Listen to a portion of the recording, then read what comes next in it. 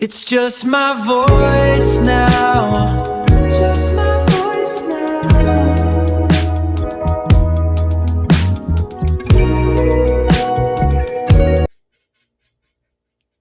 Hello, everyone. Welcome back to Behind the Workflow, the podcast where we celebrate the invisible work that keeps businesses running and occasionally wonder how some businesses are running at all. Hello, automation addicts, workflow warriors, Monday.com fans, Power Automate explorers, Zapier enthusiasts, and everyone who's ever clicked turn on automation with way more confidence than they actually had.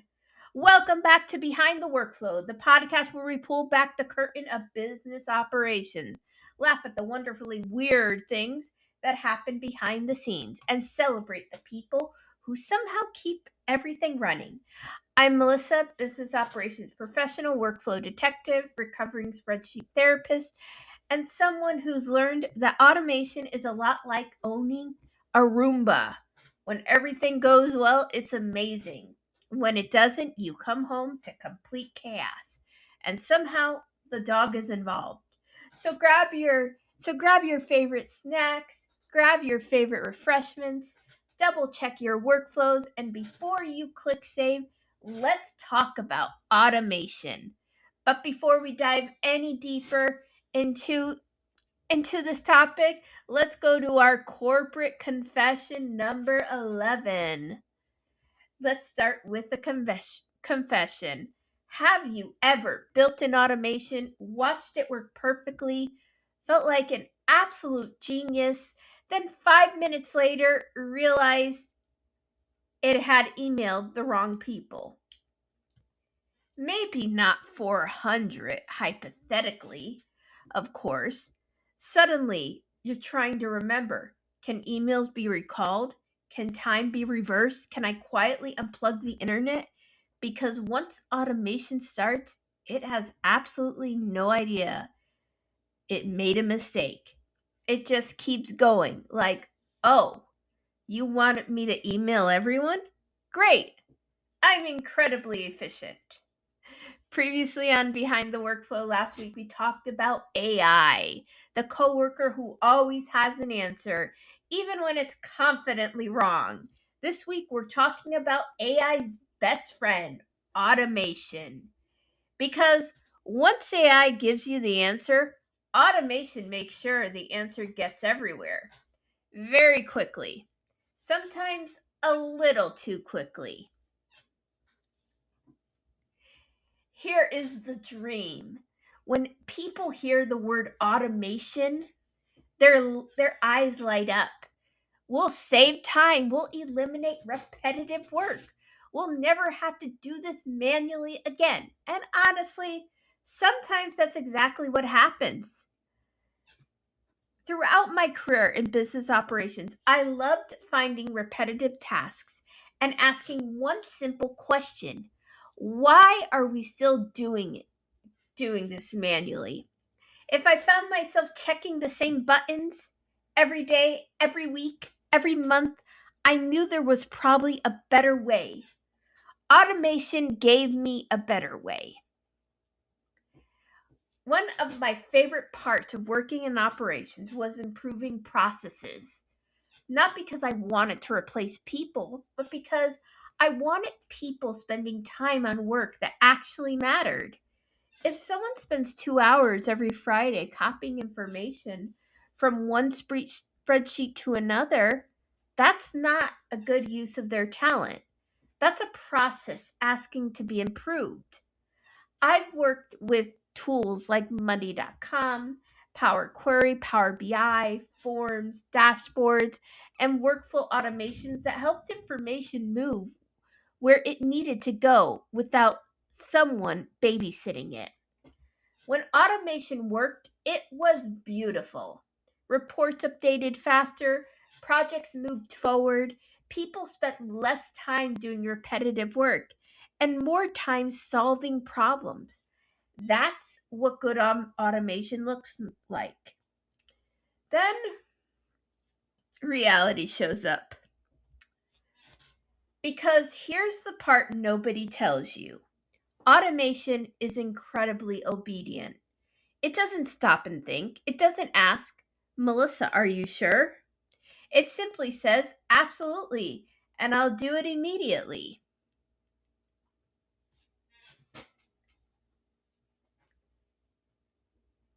So now let's meet automation. I like to imagine automation as the world's most enthusiastic intern. You say, when everyone fills out this form, automation interrupts. I got it. I'll create a task. I'll notify the team. I'll update the spreadsheet. I'll send an email. I'll create a calendar invite. I'll alert finance. I'll message marketing. I'll post it to teams. I'll water your plants. Wait, no. That last one is not supported yet. Automation never questions your instructions, even if your instructions are absolutely terrible. Let's talk about the domino effect it has. Here's something I have learned: bad processes don't become good because you automate them, they just become faster, bad processes. Imagine putting your GPS on the wrong destination and driving faster. You're still lost, you just got there quicker. Automation works exactly the same way.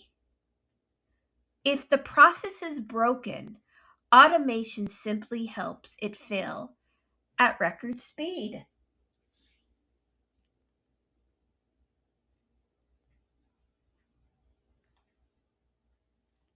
Well, it looks like we've got somebody entering the chat. Let's see who it is. Oh, it's Monday.com.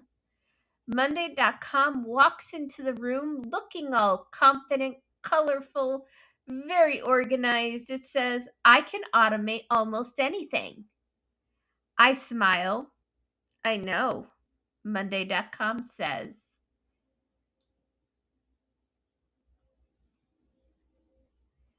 What would you like me to do? I pause because I have learned something over the years. Just because a platform can automate something doesn't mean it should.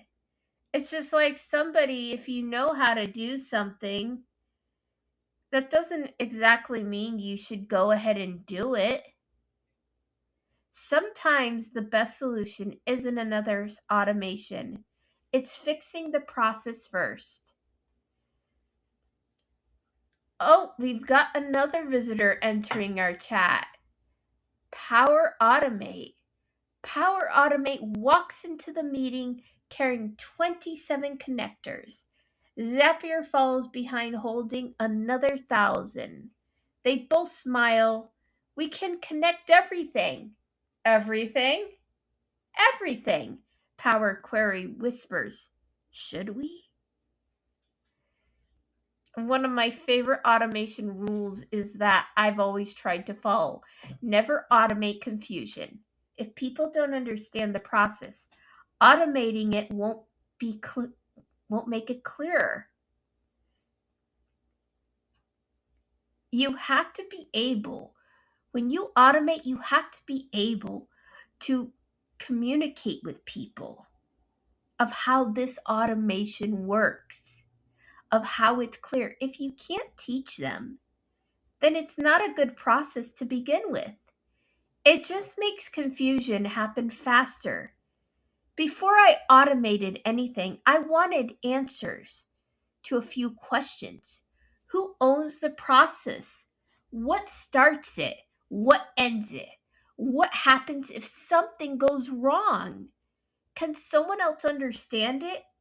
If we couldn't answer those questions, we weren't ready to automate.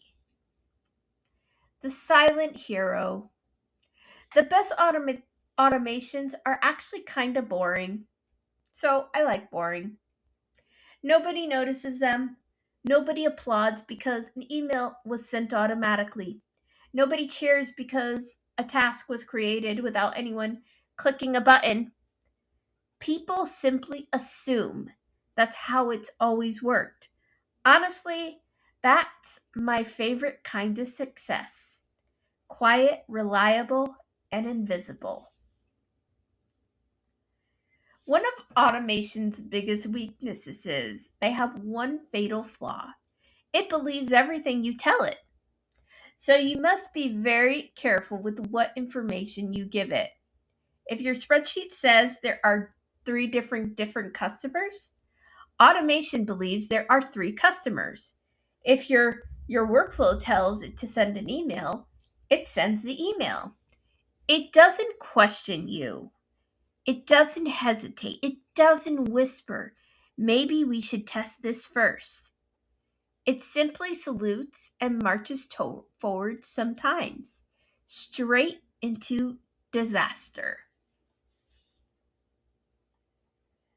My final thoughts on this are one thing I've learned throughout the years in business operations is this: automation isn't about replacing people, it's about replacing repetitive work.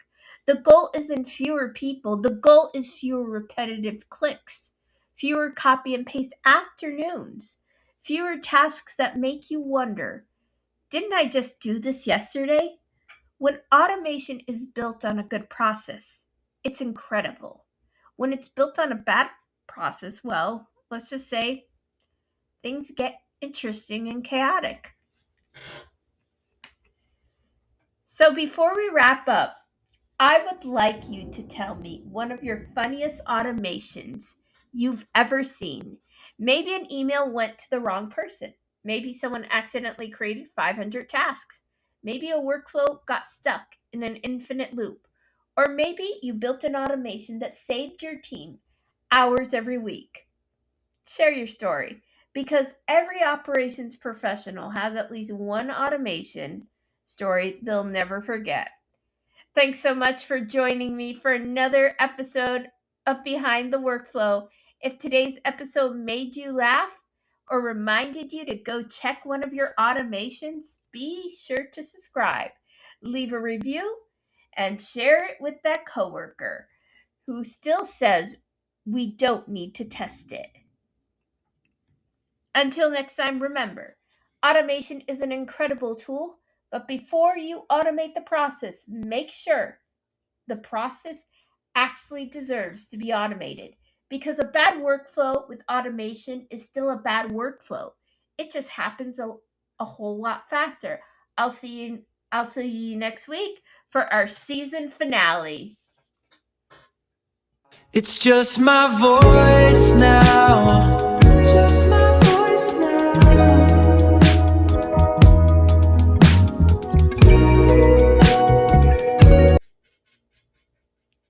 Hello everyone. Welcome back to Behind the Workflow, the podcast where we celebrate the invisible work that keeps businesses running and occasionally wonder how some businesses are running at all.